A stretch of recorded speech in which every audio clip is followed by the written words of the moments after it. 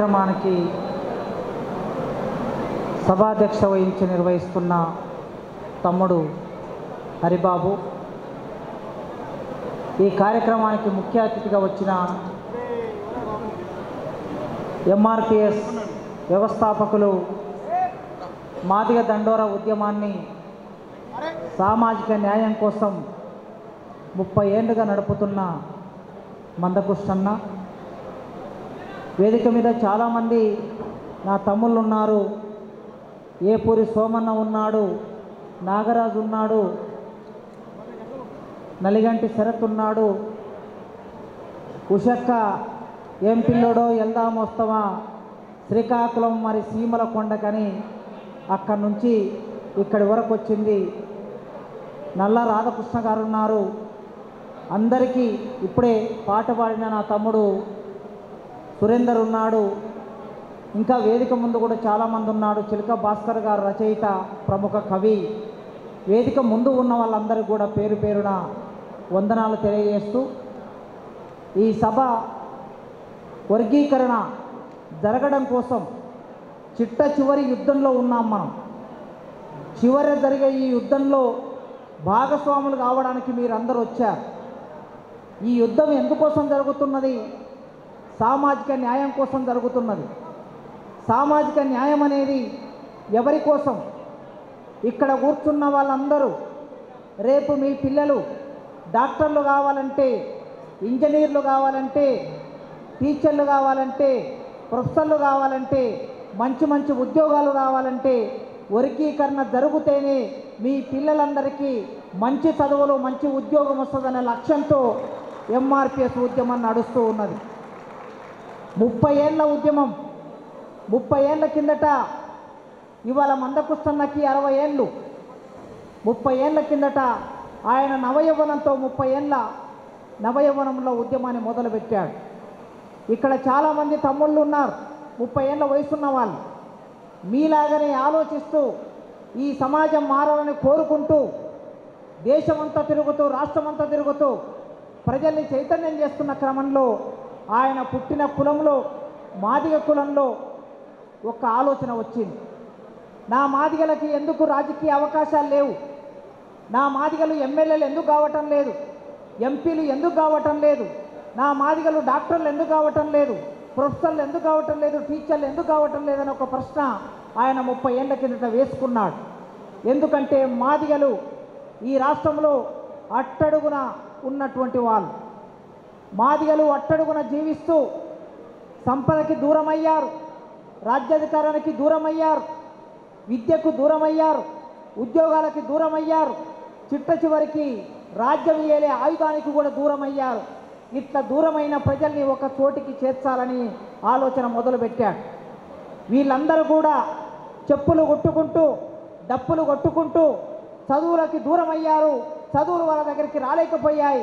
కనుక సామాజిక న్యాయం అంటే భారతదేశంలో అంబేద్కర్ కోరుకున్న సామాజిక న్యాయం అందరికీ దక్కాలని ఒక ఆలోచన మొదలుపెట్టాడు. ఆ ఆలోచన మొదలుపెట్టి ఆనాడు మాదిగ దండోర అనే ఉద్యమాన్ని ప్రారంభం చేశాడు. మాదిగ దండోర ఉద్యమం మొదలుపెట్టినప్పుడు ఈ రాష్ట్రంలో ఎన్నడూ కూడా మాదిగలు ఎవరిని నోరు తెరిచి గట్టిగా అడిగిన రోజు లేదు.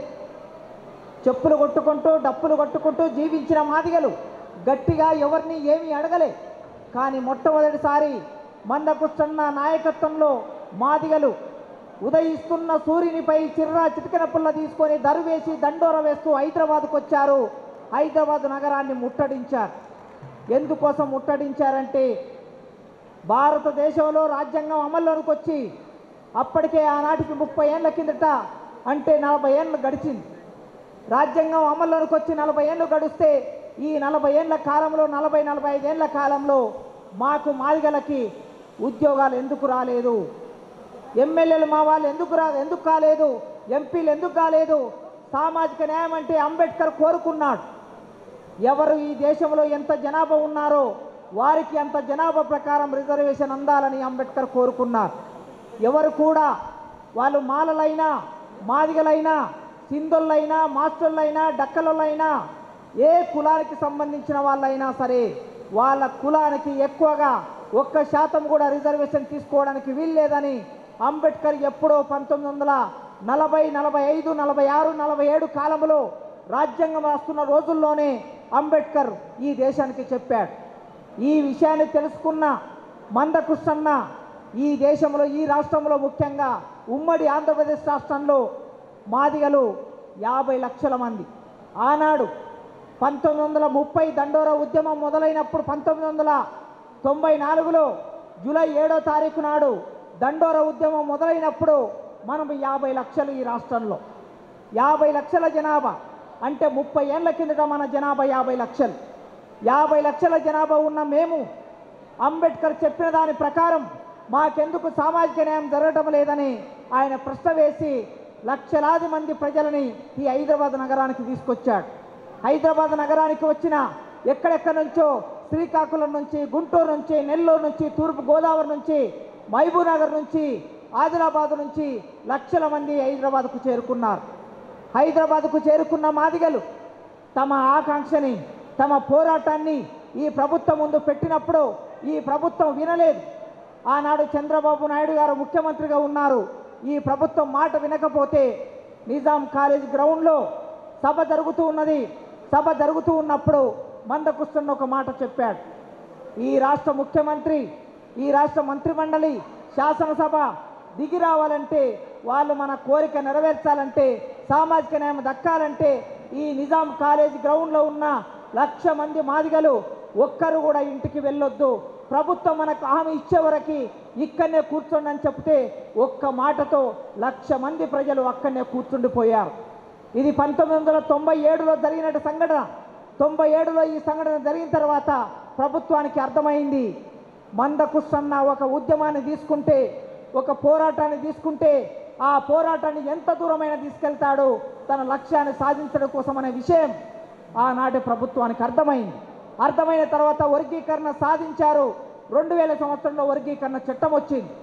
వర్గీకరణ వచ్చిన తర్వాత ఎన్నడూ కూడా బడి ముఖం చూడనటువంటి రెల్లి అనే ఒక కులం ఉంటుంది.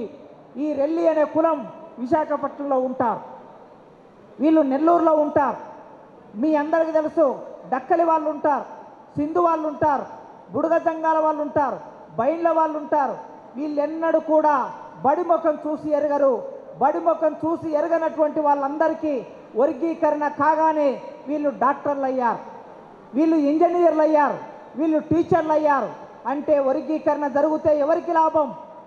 మాదిగలకి, మాదిగ ఉపకులాలకి, మాలలో ఉన్న ఉపకులాలకి వర్గీకరణ వలన లాభం జరుగుతుందనే విషయం ఆనాడు మనందరికీ అర్థమైంది. 2000 సంవత్సరంలో చట్టం వచ్చింది, కానీ ఒక 4 సంవత్సరాల్లో చట్టాన్ని కొట్టేశారు. చట్టం అయిపోయింది. చట్టాన్ని కొట్టేసిన తర్వాత మళ్ళీ అప్పటి నుంచి ఇప్పటి వరకు ఈ మొత్తం కాలంలో వర్గీకరణ కోసం ఎక్కని మెట్టు లేదు, దిగని గడప లేదు. ఇంటింటికి వెళ్ళాడు, అందరినీ కలుసుకున్నాడు, అందరితో మాట్లాడాడు. ఇవాళ సుప్రీంకోర్టు తీర్పు వచ్చే వరకు పోరాటం నడిపాడు. సుప్రీంకోర్టు తీర్పు ఆగస్టు 1వ తారీఖు నాడు తీర్పు వచ్చింది. ఇవాళకి 5 నెలలు గడిచింది, కానీ ఇంకా తీర్పు అమలు కాలేదు. ఆ తీర్పు అమలు కావాలంటే మన ఇంటిలో, మన గోడకి వేలాడుతున్న డప్పు అది 1,00,000 డప్పుగా మారి ఆ డప్పును సంకరేసుకొని ఇవాళ హైదరాబాద్ నగరాన్ని, నెక్లెస్ రోడ్డును, సెక్రటరియట్ను, అసెంబ్లీని మొత్తం దిగ్బంధనం చేయవలసిన అవసరం మన చేతుల్లో ఉన్నది. దిగ్బంధనం చేయకపోతే, పోరాటం చేయకపోతే ఏది మన దగ్గరికి రాదు. గనక పోరాటం నమ్ముకున్న వాళ్ళం పోరాటంతోనే విజయం సాధిస్తాం. ఆనాడు పోరాడే మనకన్నా ముందు తరాలు విజయం సాధించి పెట్టారు. మళ్ళీ తిరిగి మనం ఇవాళ పోరాటం చేయవలసిన అవసరం మన ముందుకొచ్చింది. ఒక గొంతు పాట పాడుతుంది, 100 గొంతులు పాట పాడుతాయి, 1000 గొంతులు పాట పాడుతాయి, 1,00,000 గొంతులు పాటలు పాడుతాయి. అదేవిధంగా 1,00,000 డప్పులు, కేవలం 1,00,000 డప్పులు మాత్రమే కాదు, అవి 2 లక్షల డప్పులు, అవి 3 లక్షల డప్పులుగా మారాలంటే తప్పనిసరిగా ఈ నాచారం ప్రాంతంలో, ఉప్పల ప్రాంతంలో ఉన్న వాళ్ళందరూ కూడా మీ ఇంటిలో ఉన్న డప్పును తీసుకొని బయలుదేరండి. ఫిబ్రవరి 7వ తారీఖు నాడు ఈ డప్పు అనేది మనం కొట్టిన డప్పు. ఇన్నాళ్ళు ఎవరెవరి కోసమో డప్పు కొట్టాం, ఎవరి పెళ్లికో డప్పు కొట్టాం, ఎవరి చావుకో డప్పు కొట్టాం, ఎవరి జాతర అయితే డప్పు కొట్టాం, ఎవరి దేవుళ్ళకో డప్పులు కొట్టాం. ఈ డప్పులను ఇప్పుడు మొట్టమొదటిసారి మన కోసం మనమే డప్పులు కొట్టుకోవాలి. అందరి కోసం సమాజం కోసం కొట్టిన డప్పులని తిరిగి ఇవాళ మన కోసం కొట్టుకోవాల్సిన అవసరం ఉన్నది. మన డప్పు మన కోసం మోగితే రేపు మీ ఇంట్లలో చదువుకుంటున్న మీ పిల్లలందరూ వర్గీకరణ 15% ఎస్సీ రిజర్వేషన్ వర్గీకరణ జరిగితే ఈ రాష్ట్రంలో మాదిగల జనాభా 2011 లెక్కల ప్రకారం మాదిగల జనాభా 30 లక్షల వరకు ఉన్నది. 30 లక్షల వరకు ఉన్న మాదిగల జనాభా ప్రకారం ఈ రాష్ట్రంలో 15% రిజర్వేషన్లో 10% రిజర్వేషన్ మాదిగలకి దక్కాలి. 10% రిజర్వేషన్ మాదిగలకి దక్కినప్పుడు చదువుకుంటున్న మీ పిల్లలందరూ రేపు భవిష్యత్తులో ఉద్యోగాల్లోకి వస్తారు, మంచి చదువులు చదువుకుంటారు, మంచి భవిష్యత్తు దొరుకుతుంది. అందుకోసమే మీ పిల్లల భవిష్యత్తు కోసం మీరు పోరాటంలోకి రావాలి. మీ ముందు నిలబడి మాట్లాడుతున్నా.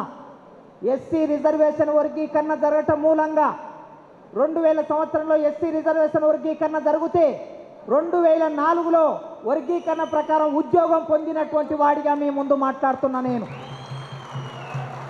కనుక నేను ఆ వర్గీకరణ ఫలితాన్ని అనుభవిస్తున్న ప్రొఫెసర్ నయ్యార్. రేపు మీ పిల్లలు అనుభవించడం కోసం నేను మాట్లాడుతున్నా, రాస్తున్నా. రేపు మీరు మీ భవిష్యత్తు తరాల కోసం పోరాటానికి సిద్ధం కావాలి. ప్రభుత్వాలు అంత ఈజీగా వర్గీకరణ చేయకపోవచ్చు, మనకు న్యాయం చేయకపోవచ్చు, మనకు రావాల్సిన వాట మనకు ఇవ్వకపోవచ్చు. మన వాట మనకు రావాలంటే రేపు 4వ తారీఖు నాడో 5వ తారీఖు నాడో అసెంబ్లీ పెడతామని అంటున్నారు. రేవంత్ రెడ్డి గారికి నాచారంలో జరుగుతున్న సభా వేదిక మీద నుంచి రేవంత్ రెడ్డి గారికి ఒక విజ్ఞప్తి చేస్తున్నా. రేవంత్ రెడ్డి గారు, మీరు అసెంబ్లీలో మాట ఇచ్చారు, ఎస్సీలకి రిజర్వేషన్ వర్గీకరణ చేస్తానని మాట ఇచ్చారు, మాదిగలకి న్యాయం చేస్తానని మాట ఇచ్చారు. మీరు మహబూబ్నగర్ సభలో మహబూబ్నగర్ జిల్లా మొత్తం మాదిగొల్ల జిల్లా కొట్టండి డప్పులు అని మీరు మాట్లాడారు. అదేవిధంగా మొన్నటి సభలో కూడా 2 రోజుల కింద జరిగిన సభలో కూడా వర్గీకరణ బిల్లును రేపు అసెంబ్లీలో పెట్టబోతున్న చర్చకు రమ్మని కేసీఆర్ గారిని ఆహ్వానించారు. 3 సందర్భాల్లో మీరు ఇటీవలి కాలంలో మాట్లాడారు. ఇది మాత్రమే కాకుండా మీరు గత 20 సంవత్సరాలుగా వర్గీకరణ గురించి మాట్లాడుతున్నారు. ఆనాడు ఎమ్మెల్సీగా ఉన్న రోజుల్లో, ఎంపీగా ఉన్న రోజుల్లో మాదిగల వల్లనే నేను అధికారంలోకి వచ్చాను, మాదిగల వల్లనే నేను ఎంపీటీసీ అయ్యాను, జడ్పీటీసీ అయ్యాను, ఎమ్మెల్సీ అయ్యాను, మాదిగల వల్ల నేను ముఖ్యమంత్రి అయ్యాను అని చెప్పినటువంటి రేవంత్ రెడ్డి గారు, మీరు చెప్పిన మాటకి మీరు కట్టుబడి ఉండండి. రేపు 5వ తారీఖు నాడు జరిగే అసెంబ్లీ సమావేశాల్లో బిల్లు పెట్టండి. 7వ తారీఖు నాడు మా సభ జరుగుతున్నది. లక్షలాది డప్పులు వస్తాయి. ఆ లక్షలాది డప్పుల్లో నీకు కూడా ముఖ్యమంత్రిగా నీకు కూడా మేము ఒక తోలు డప్పిస్తాం. ఆ టోలు డప్పు సంకరేసుకొని మీరు ట్యాంకు బండి మీదకి రాండి, అంబేద్కర్ ముందు నిలబడి డప్పు కొట్టండి. డప్పు కొట్టి వర్గీకరణ చట్టాన్ని తీసుకొచ్చానని మీరు ఈ ప్రపంచానికి చెప్పండి. చెప్పే విధంగా మన పోరాటం ఉండాలి. ఇంతమంది ఇక్కడ ఈ నాచారంలో ఇన్ని వందల వేల మంది మీరు కదులొచ్చారు, రోడ్డును మొత్తం దిగ్బంధం చేశారు. అక్కడి నుంచి ఇక్కడి వరకు రావడానికి అంత సమయం పట్టింది. ఈ చైతన్యాన్ని తోసుకుంటూ వచ్చిన చైతన్యాన్ని, మిమ్మల్ని మీరు తోసుకుంటూ వచ్చిన చైతన్యాన్ని రేపు ఎవరిని తోసేయాలి? అధికారం మీద ఉన్న వాళ్ళు మనకి న్యాయం చేయకపోతే అధికారం నుంచి తోసివేసే రోజు వస్తుందని వాళ్ళకి హెచ్చరించడానికి మీరు సిద్ధం కావాలని ఈ సభ పెట్టి ఇంత పద్ధతి ప్రకారం సభను నిర్వహిస్తున్న తమ్ముడు హరిబాబు కానీ ఆయన మిత్ర బృందం కానీ మీ అందరికీ పేరు పేరున అభినందనలు తెలియజేస్తూ ఇంతటితో ముగిస్తున్నాను. జై భీమ్, జై మాదిగ.